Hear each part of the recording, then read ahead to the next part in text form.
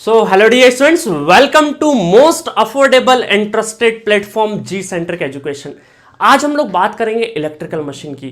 क्या electrical machine वाकई में इतना टफ है या इतना डिफिकल्ट है जितना हमें बुक्स वगैरह में इलोबरेट करके सिखाया जाता है? जी बिल्कुल नहीं। अगर इसको सही तरीके से, सही मायने में और एक गोल की तरह लिया जाए कि कौन सी पर्टिकुलर एग्जाम की क्या रिक्वायरमेंट है, उसके हिसाब से अगर पढ़ा जाए तो इलेक्ट्रिकल मशीन बहुत ही ज्यादा आसान है, क्योंकि electrical machine is a most fundamental subject. अगर आपके फंडे क्लियर है, बेसिक्स क्लियर है, बेसिक्स में क्या चाहिए? नेटवर्क थ्योरी चाहिए। अगर नेटवर्क थ्योरी क्लियर है और जितना बेसिक्स अगर एक टीचर बहुत अच्छे से बता दे तो आपको ये सब्जेक्ट पढ़ने में बहुत मजा आएगा, क्योंकि ये सब्जेक्ट हम लोग डे टू डे लाइफ में बहुत ज्यादा डील करते हैं और हर एक इलेक्ट्रिकल इंजीनियर के लिए सब्जेक्ट्स आना बहुत जरूरी है। अगर आपने इलेक्ट्रिकल इंजीनियरिंग की है और आप अगर टेक्निकल फील्ड में कुछ भी करना चाहते हैं, कोई से भी एग्जाम का, कोई सा भी एग्जाम उठा लीजिए, अगर किसी भी एग्जाम का आपको अगर प्रिपरेशन करना है तो उसमें इलेक्ट्रिकल मशीन का वेटेज बहुत ज्यादा होता है। ठीक है, तो इसको हम लोगों ने बहुत ही प्यारे तरीके से, क्रिएटिव तरीके से, जिसमें बहुत ज्यादा थ्योरी के साथ साथ न्यूमेरिकल भी है,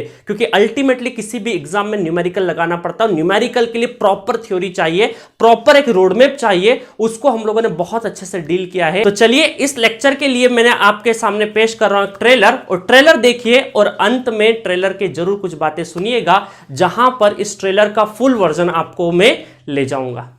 थॉमस एडिसन ने क्या करा? पहले या बोल सकते हैं डिस्ट्रीब्यूशन कंपनी बनाई या डिस्ट्रीब्यूशन सिस्टम बनाया थॉमस एडिसन ने। कहां पे? यूनाइटेड स्टेट्स में। और कौन सी सिटी में? न्यूयॉर्क में। और कब? सितंबर 1882।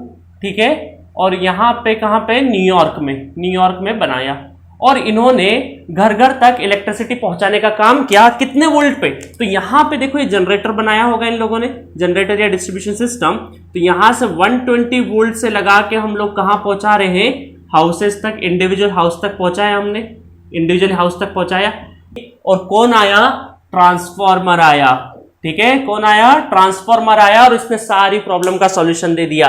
क्योंकि ट्रांसफार्मर ने क्या किया कि सबसे पहली चीज, अभी हम लोग एक्सपेरिमेंट वगैरह सब में देखेंगे, सबसे पहली चीज ये चलता है एसी पे, सिर्फ और सिर्फ अल्टरनेटिंग करंट पे, डीसी पे नहीं चलता था उस टाइम तक। ठीक है, तो एसी पे चलने वाला है ट्रांसफार्मर। ट्रांसफार्मर क्या हुए? स्टेप डाउन, सारे क्या हुए? स्टेप डाउन होते होते होते होते हमें जितने वोल्टेज पे इलेक्ट्रिसिटी चाहिए वो हम लोग निकाल सकते हैं। तो देखो क्या हुआ, इतने हाई वोल्टेज पे ट्रांसमिशन की वजह से कुछ फायदे हुए कि जो भी पावर है वो प्रोपोर्शनल टू वोल्टेज स्क्वायर हो गया। मतलब कि 2 गुना अगर वोल्टेज बढ़ गया तो 4 गुना क्या बढ़ गया? पावर ट्रांसमिशन बढ़ गया। और पावर लॉस क्या हुआ? Power loss depend on the current square. तो क्या बोल सकते हैं हम लोग कि अगर वोल्टेज बढ़ा तो करंट क्या हो गया? कम हो गया। तो इसके साथ में अगर वोल्टेज बढ़ा तो पावर ट्रांसमिशन 4 गुना हो गया, 2 गुना, और 2 गुना करंट कम हुआ तो पावर लॉस क्या हो गया? 4 गुना कम हो गया। तो देखा कि किसी एक चीज में, ऐसी एक चीज है जिसमें जो कि मैग्नेट से बनी हुई है, वो उन्होंने जोर से गुस्से से फेंका, और जैसे ही फेंका तो वो कहां? इस कॉइल से पास कर गई। इस कॉइल से क्या कर गई? ये मैग्नेट पास कर गया। मैग्नेट, ये मैजिक स्टोन बोल सकते हैं अभी हम लोग। ठीक है, जब तक इन्वेंट नहीं हुआ था, जब तक क्या है, मैजिक स्टोन है, पास कर गया।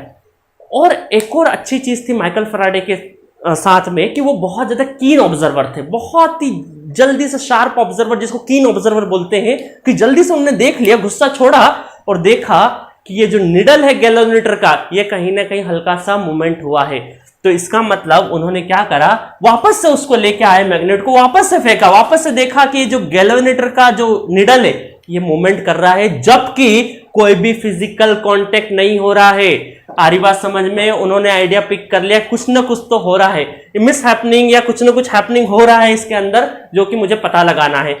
ई बोल दें, वो क्या है? Proportional to d phi by d t. ठीक है, अभी इस लॉ के बारे में अभी हम लोग इस एक्सपेरिमेंट से इतना ही लिखते हैं। अभी आगे चल के जब लेंज आएगा और भी एक्सपेरिमेंट होंगे तब हमें पता चलेगा कि इसको मॉडिफाई करेंगे, फिर हम लोग बोलेंगे modify Faraday law. But basically Faraday law का मतलब कि फैराडे ने सिर्फ और सिर्फ मैग्नीट्यूड पे कमेंट किया है। आ रही बात समझ में? तो magnitude of induced EMF is equal to the time rate of change of flux linkage. ये फ्लक्स क्या है, लिंकेज क्या है, मैग्नीट्यूड क्या है, सब कुछ बताया जाएगा। एक एक चीज, एक एक सिंगल पॉइंट आपको डिटेल वर्जन में बताऊंगा मैं। सो ये तो सिर्फ ट्रेलर था कि किस क्रिएटिविटी के साथ आपको ये सब्जेक्ट डील किया जा रहा है जी सेंट्रिक ऐप पर। तो अभी जी सेंट्रिक ऐप पर स्टोर सेक्शन में जाइए, उसके अंदर अपनी पर्टिकुलर ब्रांच जो कि इलेक्ट्रिकल है वो चूज करिए, डबल ई ब्रांच चूज करिए। उसके बाद इलेक्ट्रिकल मशीन सब्जेक्ट के अंदर जाइए और जितने भी लेक्चर्स हैं उनको एंजॉय करिए मोस्ट अफोर्डेबल प्राइस में, ठीक है।